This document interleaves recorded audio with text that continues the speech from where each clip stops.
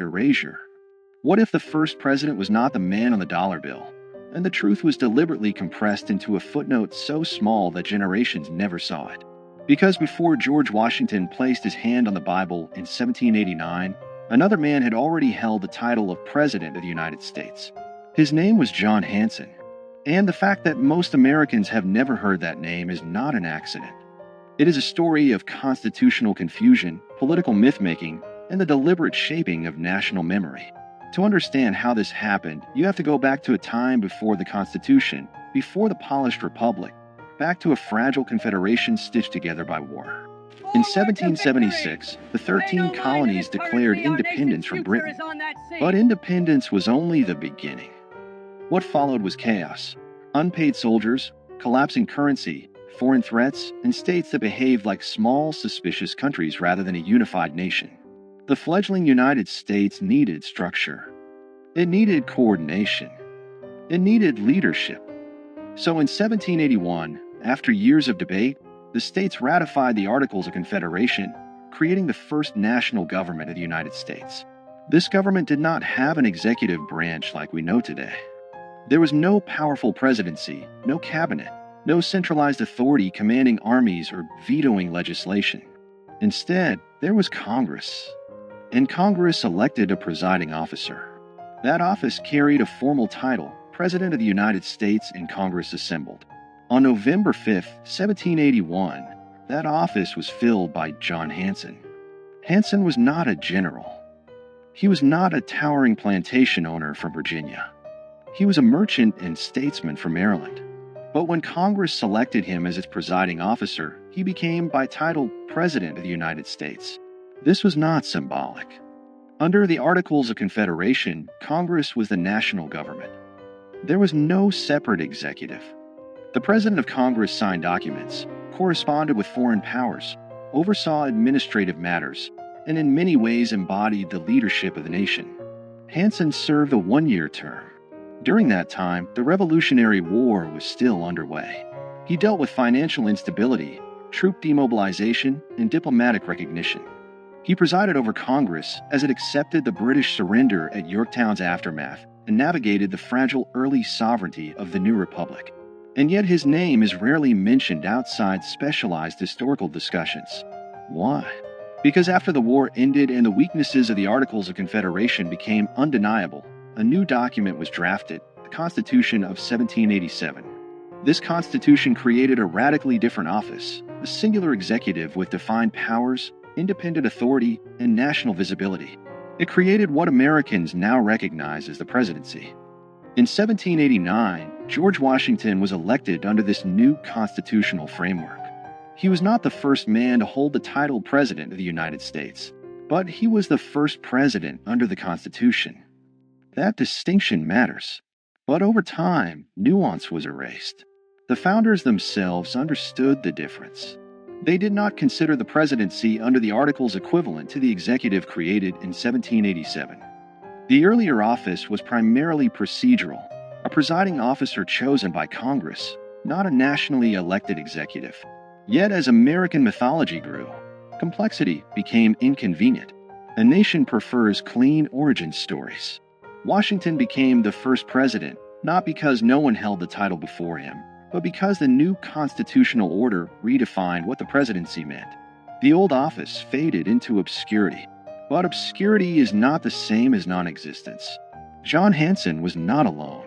Before Washington, several men served as President of Congress under the Articles of Confederation, including Peyton Randolph, Henry Laurens, John Jay, and others. Hanson's distinction lies in being the first to serve a full one-year term after the Articles were fully ratified by all 13 states. And that ratification detail is where the controversy lives. Some historians argue that because Maryland was the last state to ratify the Articles in 1781, and Hanson was elected after that ratification, he was technically the first president of the fully unified United States government. This claim has been amplified in certain circles as proof that Washington was not the first president. But the reality is more layered. The presidency under the Articles had no independent executive power. It had no veto authority. It had no control over a standing army. It was not elected by the people or an electoral college. It was chosen by members of Congress and largely functioned as a moderator and administrator. Calling Hanson the first president in the same sense as Washington would be misleading. Yet erasing him entirely is equally misleading. The shock is not that Washington was not first. The shock is that American civic education rarely explains the transition between two completely different governmental systems. The real foundational lie is not that Washington served first. It is that the story of American leadership begins neatly in 1789. It does not. It begins in confusion, experiment, and fragility. During Hanson's presidency, Congress established Thanksgiving as a national day of observance in 1782. It adopted the Great Seal of the United States. It managed foreign affairs and struggled to pay soldiers. It dealt with mutinies and financial crisis. These were not ceremonial tasks. They were existential. Yet when the Constitution replaced the Articles, the previous system was treated almost like a draft that never counted.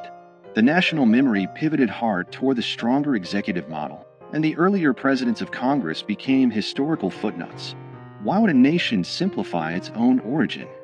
Because power shapes narrative. The Constitution was framed as a corrective to weakness. Federalists argue that the Articles created a government too feeble to survive. By elevating Washington as the first president, the new system symbolically reset the clock. It framed 1789 as year one. The earlier period became a prelude rather than a beginning. This was not necessarily a malicious conspiracy. It was nation-building through storytelling. But storytelling always chooses emphasis. And when emphasis becomes repetition, repetition becomes truth. Over time, monuments, textbooks, and civic rituals reinforce the narrative. Washington was father of his country. He set precedents. He defined the executive branch. He stepped down voluntarily, shaping democratic norms. All of that is true. But what disappeared in the retelling was the messy prologue. The presidency did not emerge fully formed. It evolved. Under the Articles of Confederation, the central government had no power to tax. It could not compel states to provide troops or funds.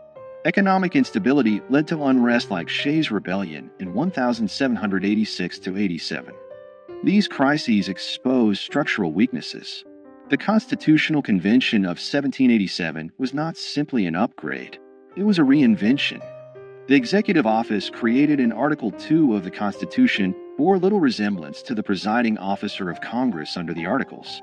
Washington's presidency represented a new experiment entirely. But here is where document shock enters the story. The Articles of Confederation explicitly use the title President of the United States in Congress assembled. That phrase is preserved in historical records. It is not folklore. It is written law. That means technically that someone held the title before Washington. The shock is not fabricated. It is documented. The question is not whether Hanson held the title. He did. The question is whether holding that title made him equivalent to the constitutional presidency Americans celebrate. It did not. But the refusal to explain that difference clearly has fueled decades of confusion, and in some cases, deliberate myth-making. In the 20th century, certain advocacy groups and state historians promoted Hanson as the real first president, sometimes to elevate regional pride or challenge federal narratives. Statues were erected. Claims were printed in pamphlets. The nuance disappeared again, this time in the opposite direction. History swung from erasure to exaggeration. The truth lives in the middle. Washington was the first president under the United States Constitution. Hanson was the first president of Congress after full ratification of the Articles of Confederation. Both statements are accurate, but only one made it into national memory. This selective remembering reveals something deeper about American identity. The country prefers strong beginnings. It prefers heroic founders over experimental committees. It prefers marble certainty over procedural evolution. And so the fragile Confederation years are compressed into a blur between 1776 and 1789. That compression has consequences. When citizens believe their institutions sprang into existence fully formed, they misunderstand how governments evolve. They lose sight of how constitutional design responds to crisis. They forget that American democracy was not inevitable. It was negotiated, revised, and sometimes nearly abandoned. John Hanson's obscurity is not a scandal in the sense of conspiracy. It is a symptom of how nations curate memory. But in a broader sense, it does change everything. Because if the first chapter of the presidency has been simplified, what else has been streamlined for comfort? What other transitions have been flattened into clean narratives? The early republic was unstable. The Articles government was weak by design.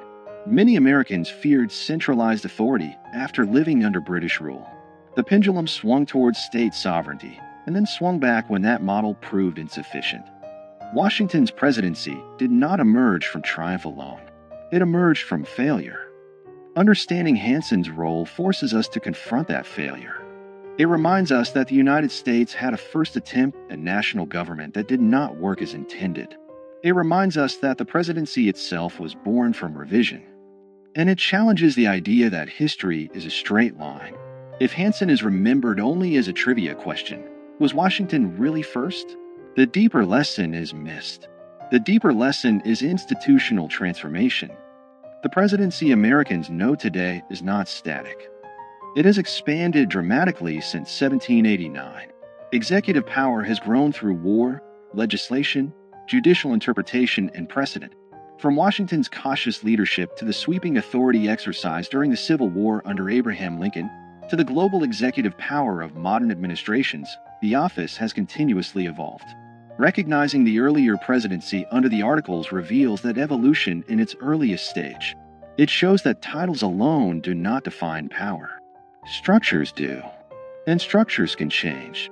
In the end, the accusation embedded in this story is not that America lied about Washington. It is that America simplified itself.